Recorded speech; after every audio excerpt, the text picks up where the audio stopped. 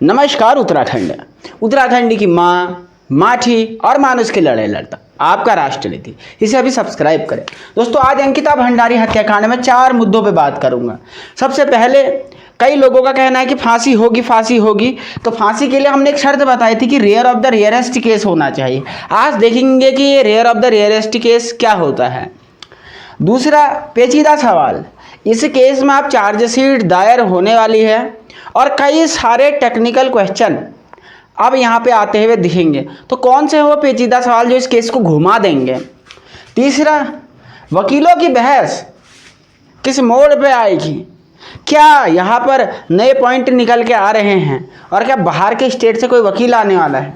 और चौथा, एक बहुत बड़ा अपडेट मैं आपको दूंगा। लेकिन उससे पहले आप सभी लोगों से एक अपील। दोस्तों, मैं हमेशा कहता हूं कि अगर ओरिजिनल कंटेंट की बात की जाए, हमारा अंकिता भंडारी पे हम डेली आपको अपडेट करते हैं, लेकिन हमारा हमेशा उद्देश्य रहता है कि कुछ आपको नया यहाँ से न सिर्फ आप अंकिता को इंसाफ दिलाने की जंग लड़ें, बल्कि हमारे चैनल का उद्देश्य है कि आपको कोई ना कोई लीगल एस्पेक्ट, कोई ना कोई कानून का बिंदु ऐसा हम जरूर डेली बताते हैं, जिससे कि आपके ज्ञान में अभिवृद्धि हो और आप भी दुनिया के सबसे सर्वश्रेष्ठ ज्ञान, कानून के ज्ञान से अवगत हो सके। तो ऐसे चैनल को जरूर आप सब्सक्राइब करें, ये मेरी आप सभी लोगों से विनम्र प्रार्थना है, क्योंकि हमारे 95% सब्सक्राइबर वीडियो देखने वाले ऐसे लोग हैं जिनने सब्सक्राइब नहीं किया है। खैर, आज के वास्तविक मुद्दे पे आता हूं। Rare of the rarest case क्या है। देखिए दोस्तों, हमने पिछले दिनों भी बात की थी कि अगर पुलकित को फांसी होनी है तो उस केस को रेयर ऑफ द रेयरेस्ट यानी ROR की श्रेणी में आना होगा। अब कई लोगों ने मुझसे पूछा कि दुर्लभ से दुर्लभतम श्रेणी क्या है, कहीं ऐसा तो नहीं कि जैसी घटना कभी कभार कोई बार होती है, इस प्रकार का दुर्लभ तो नहीं है। तो इसका जवाब है नहीं, यह इस प्रकार का दुर्लभ नहीं है। दुर्लभता की श्रेणी में लाने के लिए आप गौर से सुनिए, यहाँ पे 3-4 चीज़ों को ध्यान में रखा जाता है। सबसे पहले इंटेंशन कहने का मतलब होता है आशय। क्या मारते वक्त एक सुनियोजित षड्यंत्र साजिश के तहत उसे मारा गया, पॉइंट नंबर 1। दूसरा, मारने का तरीका, क्या किसी को धक्का मुक्की में लड़ाई के दौरान किसी की मौत हुई, किसी को बिल्कुल क्रूर तरीके से मारा गया, लाठी डंडों से पीट के, क्रूरता मतलब आप समझिए बहुत विभत्स तरीके से पत्थर से कुचल दिया। मारने का तरीका क्या था, कोई धक्के से ऐसे एक्सीडेंटली भी मर सकता है, किसी को प्री प्लान्ड करके 3-4 लोगों ने पहले उसका गला दबाया, फिर उसको मार पीट के कहीं फेंक दिया, पहले हाथ तोड़े फिर पांव तोड़े। या ऐसा हो सकता है जैसे एक वेब सीरीज आई होगी, आपने असुर देखा था, वो मारने से पहले किसी का अंगूठा काट लेता था। तो रेयर ऑफ द रेयरेस्ट तरीका हुआ। कहने का मतलब क्या कि मौत देने का तरीका कैसा है, ये यहाँ पर बहुत ज़्यादा और तीसरा सबसे इम्पोर्टेंट है, क्यों, मोटिव क्या था उसको करने का, उस घटना का मोटिव क्या था। और चौथा जो सबसे है, इसका इफेक्ट क्या पड़ा है हमारी सोसाइटी पे, इसका प्रभाव क्या पड़ा है। तो ये जब सब चीज़ें एक साथ यहाँ पर कनेक्ट होती हैं तब उसे हम रेयर ऑफ द रेयरेस्ट की केस में लाते हैं। कई लोग मुझसे कह रहे थे कि ये रेयर ऑफ द रेयरेस्ट जो केस आप बता रहे हैं, इसमें क्या कि जैसी घटना सालों में या 10 साल में या 12 साल में कभी कभार एक बार होती है, तो क्या आप इसे रेयर ऑफ द रेयरेस्ट में मानेंगे? नहीं। तो रेयर ऑफ द रेयरेस्ट का फंडा ये है, 3-4 चीज़ें हैं। उसका आशय, इंटेंशन क्या था, मारने का तरीका क्या था, क्यों मारा गया, और इससे समाज पे क्या प्रभाव पड़ा है। अगर हम इन 4 मापदंडों पर हम इसको देखें तो एक हद तक सारे पैरामीटर्स पे भले ही ये फिट ना होता हो, लेकिन 4 में से कम 3 पैरामीटर पे तो ये फिट होता ही है। तो अब ये जज साहब के विवेक पर निर्भर है कि वो इसे completely rare of the rarest की श्रेणी में मानेंगे या नहीं मानेंगे, ये मैं आप लोगों पे छोड़ता हूँ।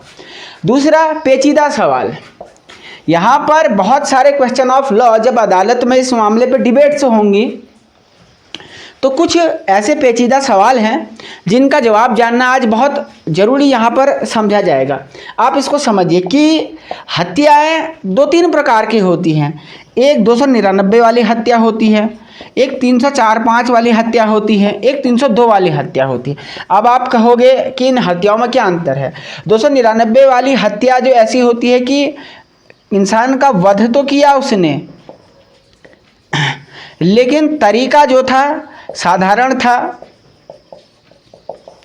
और कहीं ना कहीं हीट ऑफ द मोमेंट में वो चीज़ हो गई कि दो लोगों की लड़ाई हुई है, एक ने एक को धक्का मारा और क्रोध के आवेश में आकर के मार दिया। इस तरीके से इसे हम कहते हैं 299 कल्पेबल होमिसाइड इसे कहा जाता है, सदोष मानव वध हिंदी में बोले तो।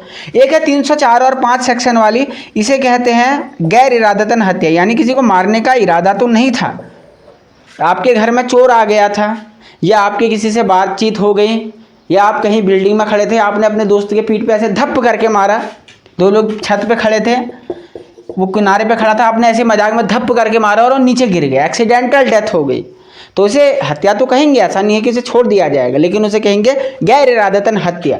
तो यहाँ पे भी कुछ और प्रावधान है, लेकिन तीसरा है हत्या। यहाँ पे पूरी तरीके से इंटेंशन भी होता है, जानबूझ के प्री प्लान्ड मर्डर होता है और सोची समझी जिसे कहते हैं साजिश, कोल्ड ब्लडेड मर्डर। तो क्या अदालत में इसे सरकार की वकील, धामी सरकार, हमारी एसआईटी उस श्रेणी में लाने में कामयाब होगी या नहीं होगी? ये एक बहुत इंपॉर्टेंट क्वेश्चन ऑफ लॉ मैं यहाँ पे आप लोगों के लिए छोड़ के जा रहा हूँ। इसके बाद तीसरे टॉपिक पे मैं आज फिर से चर्चा करना चाहूँगा कि वकीलों की बहस।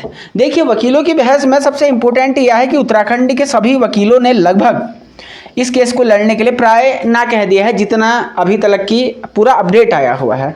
हर कोई वकील इस केस पे हाथ जो है वो नहीं डालना चाहता है।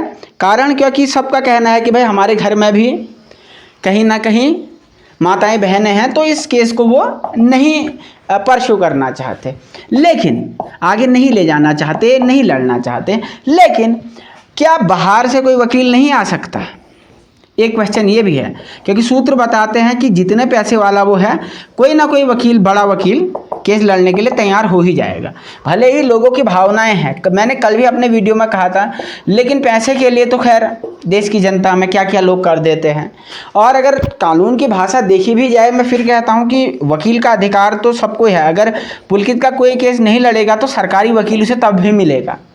बिना वकील के अदालत में कोई लड़ नहीं सकता, या अगर किसी को वकील नहीं मिलता हो तो खुद अपनी बहस करता है।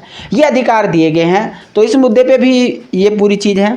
और एक चौथा और सबसे इम्पोर्टेंट जो मैं कह रहा था कि आप लोगों के लिए एक मैं बड़ा अपडेट इस केस में बताऊंगा। इस केस में जो सबसे बड़ा अपडेट है कि धामी सरकार ने जल्दी ही इस पे चार्जशीट फाइल करने की बात कर दी है और फास्ट ट्रैक में मुकदमा जाएगा। ये बात आप जल्दी जानते हैं। तो इसी सप्ताह यानी दिवाली से पहले पहले जैसे रिपोर्ट से इस केस की आ जाती हैं, तो इसको कहीं ना कहीं हम कह सकते हैं कि केस इसका आरंभ करा दिया जाएगा। तो ये पूरे अपडेट हैं। वीडियो के अंत में दोस्तों आप लोगों से इतना कहूँगा कि हम अंकिता की जंग को आखिरी समय तक, जब तक पुलकित को कानून सम्मत यथोचित सज़ा नहीं मिल जाती, तब तक लड़ेंगे। लेकिन आप लोग हमारे हाथ मजबूत करें, क्योंकि हम उत्तराखंड के हर मुद्दे पे आपके साथ हैं। तो ऐसे में आप सभी लोगों से बिल्कुल अपील है, हाथ जोड़ के अपील है कि हमारे चैनल को सब्सक्राइब करें, वीडियो पसंद आने पर लाइक करें, दोस्तों के साथ शेयर करें। Thank you so much. देखते रहे राष्ट्रनीति उत्तराखंड।